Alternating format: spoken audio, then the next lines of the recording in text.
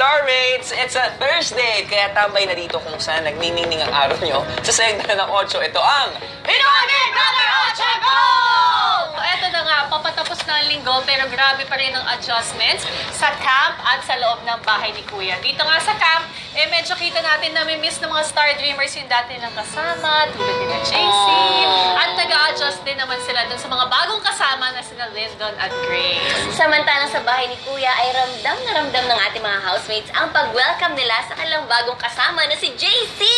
At sa 7th week ng adult sa bahay at sa camp, hiwalay nilang haharapin ng mga hamon sa bahay ni Kuya. Ayun. Sa housemates, meron silang bagong weekly task at sa ating mga Star Dreamers naman, meron silang bagong trabaho. Ano kaya yung mga nakakatuwa at intense na eksena na hatid ng ating mga bida for today? Excited na ako dyan. Pintuan na.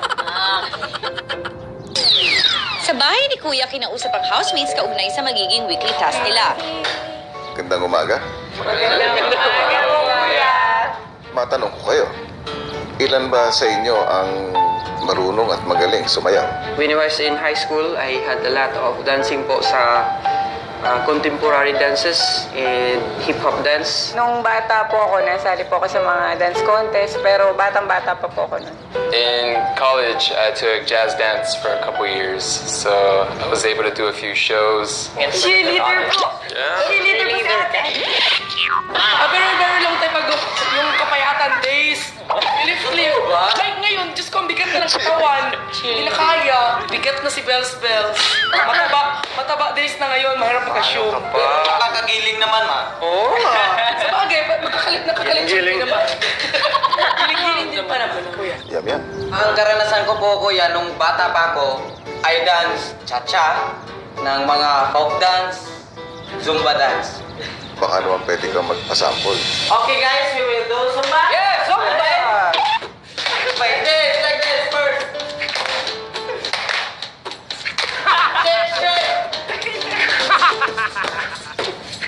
Lower! One drum! Shake!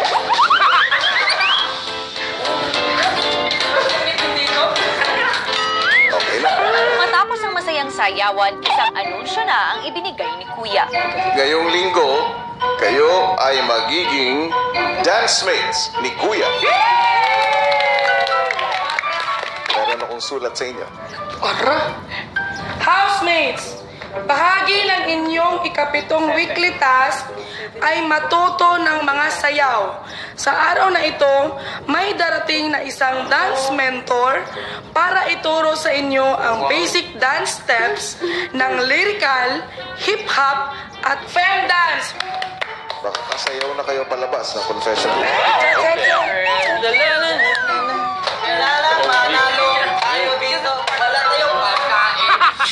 Maya-maya, dumating ang magiging dance mentor ng housemates na si Coach Mickey para i-assess ang kakayahan nila sa pagsasayaw.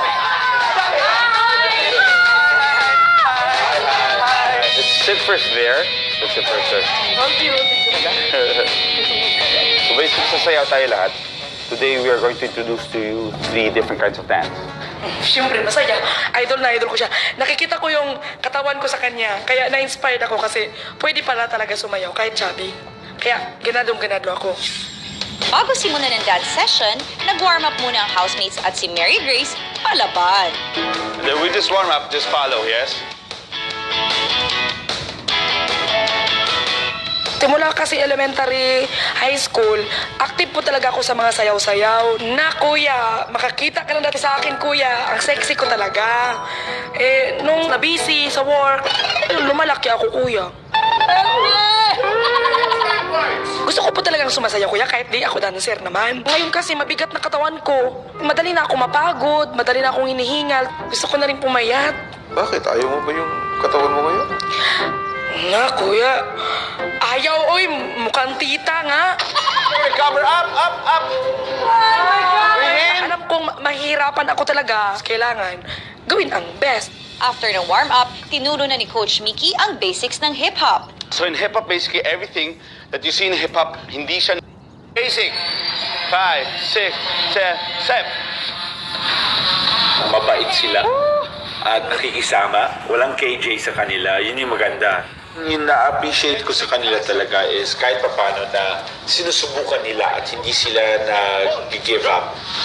Check, check, check, check, check, check. I learn very quick. I'm still enjoy, and then practice, and then I will do my best. Hold, push and push and push and good. Yung katawan mo dapat bouncy. Parang bola, bouncy. Ang tao. Ganon. Hey! Hey! Cheer dancer! Good. Woo! Go. Keep getting jumping part wrong. Good. Good. Hindi na kailangan mag-effort ng bounce kasi bouncy na ganon. Kung nalaman na ng housemates ang bago nilang weekly task, sa Camp Star Hunt naman, gumising ang Star Dreamer sa isang timbangan na mukhang may kinalaman sa job nila this week. I saw a scale like, what are we going to be doing? My mind went straight to something to do with the palengke. I've gone to dirty markets before, pero I've never spent time there. Habang nasa living room area ang Star Dreamers, isang balita ang hinatid ko sa kanila. Hello, Star Dreamers! I smell something fishy! Nahulaan nyo na ba kung ano na ang bagong hamon ng Camp Star Hunt para sa inyong lahat? Ngayong linggo, kayo ay magtatrabaho sa palengke bilang fish vendor. Mula paglilinis ng isda hanggang pagbebenta, matututunan yung lahat yan mula sa inyong bagong supervisor. Maya-maya ay magsisimula na ang inyong training at inaasahan ko na gagalingan ninyong lahat. Isipin niyong mabuti kung ano ang nakasalalay sa trabaho nyo this week. Good luck, Star Dreamers! Ano ang sa isda? Hindi gaano. Yung mabilis kasi silang mabilis, di ba? Alam ko lang yung hahatiin, tapos tatanggalin mong ganun. Pero yung, di ba, agad na nilang ginagawa. Ang alam ko lang, kinakain. Pero nang ako maglinis ng tilapia. Boneless ang bungos ko. Gigi. Hindi. Kuya, ito na yung binuboneless. Tsaka pag namamalengke si Mama, lagi akong sumasama na. Kaya nakikita ko yung kung paano magtanggal ang hasa. Nakita ko rin kung paano magtanggal ng napakaraming tinik ng bangus. Tinatanggal isa-isa yung tinik. If you guys ever are teammates. Sino? Si Chantal Kid? If ever they are. Pero pag nalaman namin na hindi kami magka-teammate, alam na. Alam na.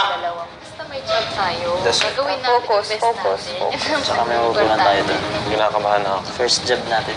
Don't be, just have fun. Alam ko, Focus. si Kim, palaging nananalo yung grupo nila sa mga job. Siguro may mga comparison na, pero para sa akin po, mas may ibubuga pa ako. Maya-maya, pumasok na ang supervisor nila na si Aling Emma na 16 years nang nagtitinda ng iba't ibang klase ng isda sa palengke ng Tandang Sora. Ready na kayo? Yes po, ready na. Agad namang tinuruan ni Aling Emma ang Star Dreamers kung paano magtanggal ng kaliskis, lamang loob, at kung paano hatiin ang bangus para sa pag-debone nito. Pag hindi nyo yan pinipigilan, dala to lahat ng laman. Ayan, nandiyan na yung pinik ko. Unang sumabak sa pagdidibone ang boys. Ayan, di ba kasi may guhit? Huwag mo masyadong lakasan. Parang nakaguhit lang. Parang giniling na yan. Wala nang bibiling yan din doon. Ito, oh. Medyo nakaka-pressure kasi syempre parang pag nakita mo yung gawa mo, ba't para sa akin lang yung kakaiba na parang yung itsura ng kinawawang bangus, ganun yung kinalabasan, hindi na siya boneless. Para ka nang nag-aararo nito. Lubak na ako. I knew where to cut, and I knew how to cut, and I knew the procedure kung paano dapat, pero it was just hard for me to see it, hard for me to feel it. Galing naman ni Lindo, tapos na. Tapos, wala nang bangus. Chichik ko yun isa-isa, ha? Sunod namang sumalang ang girls para gawing mag-debone ng bangus. Nanginig ako. Grace, ano? Okay na? Kaya mo? Kaya naman po. First time ko pong mag-debone ng bangus. And sobrang hirap. Kailangan pantay yung cuts para makuha mo talaga yung mga tinik niya. Si Santel ang mahuli niyan. Marami pa. Okay na. Tapos na si Camille. Pwede na si Camille magtinda ng isda. Maya-maya, chinek na ni Aling Emma ang ginawa ng Star Dreamers. Maganda yung kasayo, Camille. Maganda siya pagkagawa, pang marunong. Nasobrahan po. Pero maganda naman siya pagkagawa, kaya lang, Nasobrahan galing. Yung kay Hani, maganda rin pagkagawa eh. Kaya lang dito, nawarak eh. Lindon. Dapat pala nagrelieno daw tayo. Wala siyang tinik, kailang nadurog talaga siya. Binugbog mo eh. Sunod namang sinubukan ng Star Gymmers kung paano maghiwa ng bangus na pangsigang. At para sa last part ng training, sinubukan naman nila ang paglilinis ng tilapia. Yun. Naawa na po kami sa isda. Ito, palikpik. Baliktad yung, diin mo. Ito yung hindi mo kailangan idiin. Delikado ang abdo nito, ha. Kailangan isungkit mo kasi nandiyan yung abdo, nagmumutok yung abdo.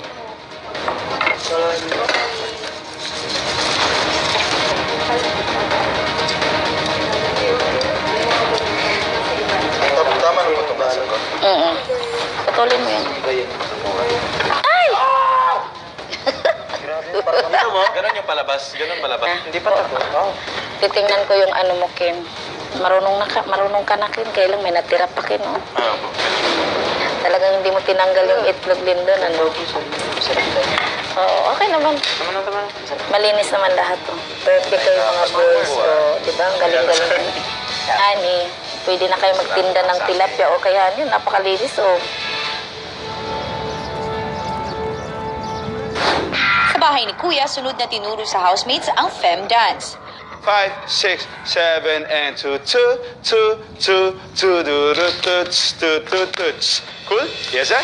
Femme, it's more girly, so we're going to bring out the feminine side with movements. Now, what I want you to do is just clap twice. Clap, clap, clap, clap. Make it maarte. Exactly. Be arrogant and feel good about yourself. As if, okay, you are doing so great. You should feel that.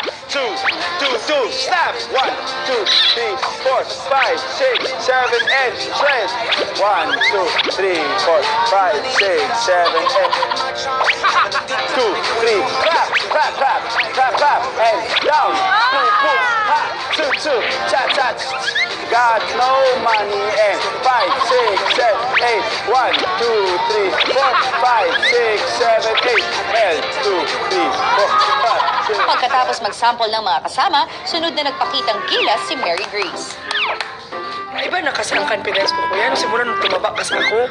Na, kuya, lahat ng tao talaga, kuya, ang tingin talaga sa akin, may anak. Parang feel ko, every sayaw ko, sagwa. 2, 3, 4, 5, 6, 7, 8. Kung mapapayat, mas maganda. Pero if ever ganito na talaga siya, embrace yourself. Sa huli, itinuro naman ni Teacher Mickey ang tungkol sa lyrical dance. Kung hindi nyo naiintindihan yung kanta, kahit anong lingwahe siya, masasayaw pa rin ninyo kung mararamdaman ninyo yung kanta. At isa-isa nang nagpakita ng kanya-kanyang lyrical dance moves ang housemates. Yung sa lyrical nga, we are going to express all our emotions. Dapat ma-feel ng tao yun through the dance.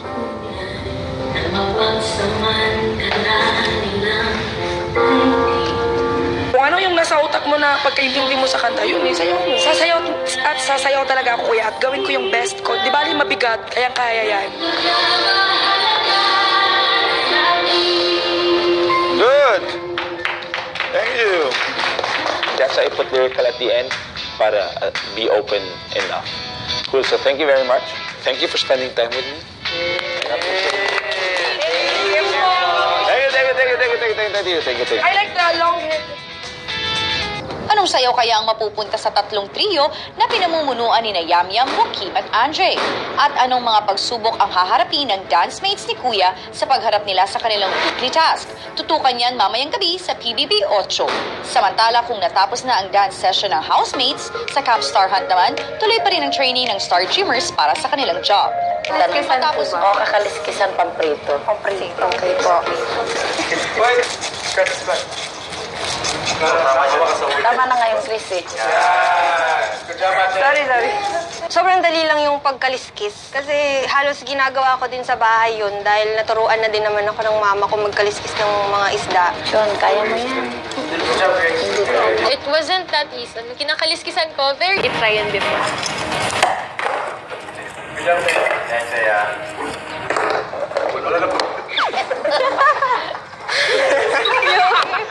Binugdol ni Tia yung buntot. Okay mo, Sean. Yan. yan. I cut hair. Camille. Opo. Tindera talaga siya talaga. Malinis. Kay Tia, maganda sana pagkalinis. Oh my God, I'm so wrong. Ang problema, pumutok yung abdo. Tapos yung buntot. Budol na. Wala nang buntot. Kay Grace, si Grace magaling, maganda.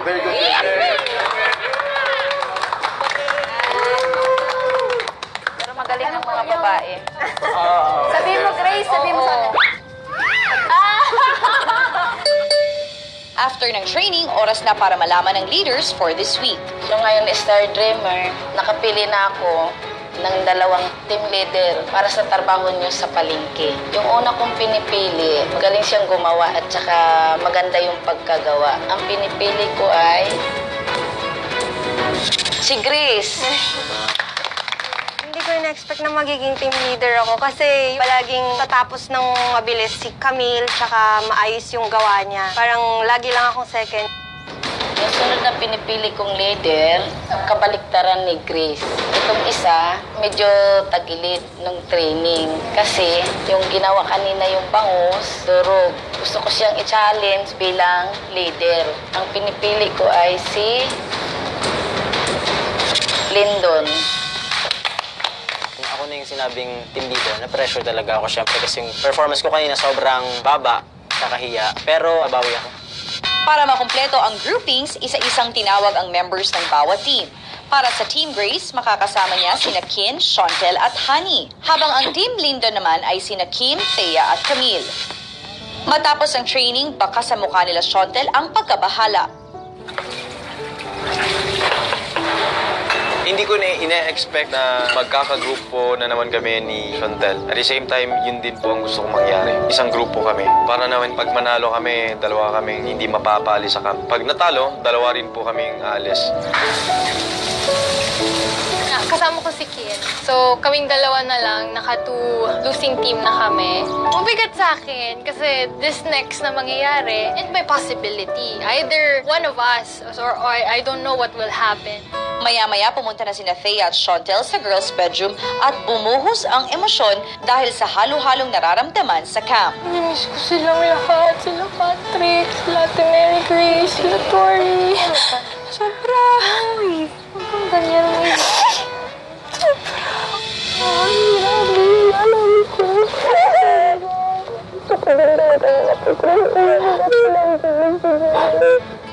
Ang bigat po sa pakiramdam, pareho po kaming gusto makapag-crossover kasi yung mga mahal po namin. Nandun na para po talaga kaming naiwan. We only have each other. 3 lang po talaga kami ni Honey. Sabay tayo.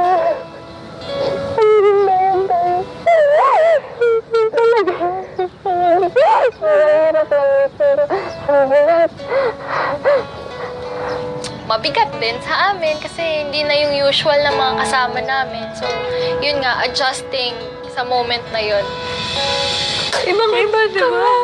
Sobrang iba. Ibang-iba. Sabi ko si Ate Vergis, okay lang yan. Kayanin nyo. Ibang-iba sila to. Antayin namin kayo. Hirapan nga lang ako. Ang bilis na dali-dali mag-adjust. Nahihirapan nga ako makipag-usap kasi ako din. Hindi ako makalapit masyado. Parang ako na yung naiilang na parang ako yung bago. Ibang-iba. So, parang ibang camp yun. Abangan bukas, sasabak na ang Star Dreamers bilang tindero at tindera ng isda. Sir! Tilapia bangus! Ayun sir, 120 po yung kilo sir. Kaninong team kaya ang makakalasap ng sariwang tagumpay at kaninong team naman ang lalangawin? Let's go, team! Let's go! Kaya ba? Kakayanin! Ingat Pahalin doon. Cut myself. Red team. Tutukan yan bukas sa PBB 8 Go.